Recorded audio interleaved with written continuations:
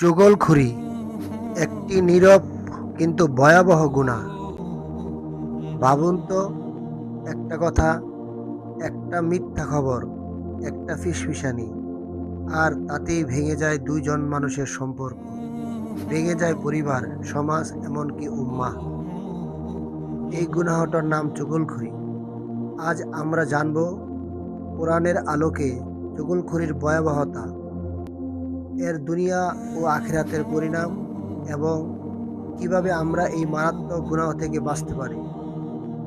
চুগলখড়ি কি? চুগলখড়ি মানে হলো একজনের কথা আরেকজনের কাছে এমনভাবে পৌঁছে দেওয়া যার উদ্দেশ্য হয় ঝগড়া লাগানো, সম্পর্ক নষ্ট করা। আরবিতে একে বলা হয় নামিমাহ। কোরআনে চুগলখড়ির কঠিন সতর্কতা অবলম্বন করা হয়েছে। সূরা আল হুমাজা 104 নম্বর সূরা 1 নম্বর আয়াত। এর অর্থ হচ্ছে, ধ্বংস তার জন্য যে লোক মানুষের দোষ অনুসন্ধান করে এবং চুগলখড়ি করে। আল্লাহ তাআলা সরাসরি বলেছেন, ধ্বংস নিশ্চিত। এটা কোনো সাধারণ গুনাহ নয়। চুগলখড়ি কেন এত ভয়াবহ? আসুন আমরা এই জিনিসটা জানি। কারণ এই গুনাহ মানুষের মাঝে মানুষের শত্রুতা সৃষ্টি করে, পরিবার ভেঙে দেয়, সমাজে ফিতনা ছড়ায়, ভাইকে ভাইয়ের বিরুদ্ধে দাঁড় করায়, বিশ্বাস ধ্বংস করে। সূরা আল কলমের কঠিন বর্ণনা। সূরা আল কলমের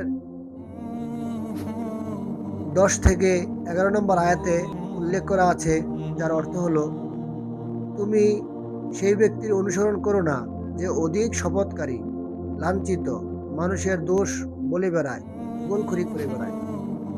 আল্লাহ নিজেই চুগলখড়দের থেকে দূরে থাকতে বলেছেন।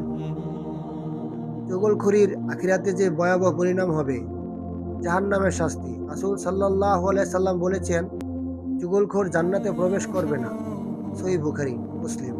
ভাবুন, নামাজ পড়ে, রোজা রেখে শুধু জিহ্বা গুনার কারণে জান্নাত হারানো। কবরে আযাব ও চুগলখড়ি। এক হাদিসে রাসূল সাল্লাল্লাহু আলাইহি সাল্লাম 2 কবরের পাশ দিয়ে যাচ্ছিলেন। তিনি বলেন, এই দুইজন কবরবাসী আযাবে আছে। একজন প্রস্রাব থেকে পবিত্র থাকতো না, আর অন্যজন ছিল চুগলখড়। সহিহ বুখারী। দুনিয়াতেই শাস্তি শুরু হয়। চুগলখড় কেউ বিশ্বাস করে না, একা হয়ে যায়। মানুষ মুখে আসে, মনে ঘৃণা করে, সমাজে সম্মান হারায়। আমরা কিভাবে বাঁচবো এই গুনাহ থেকে? কথা বলার আগে ভাবুন, এই কথা কি ফিতনা তৈরি করবে? কারো কথা বহন করবেন না। শোনা মাত্র থামিয়ে দিন।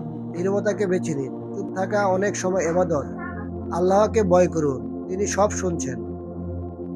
হে আল্লাহ, আমাদের জিহ্বাকে হেফাজত করুন, চুগলখড়ি ও ফিতনা থেকে দূরে রাখুন এবং জান্নাতের যোগ্য বানান।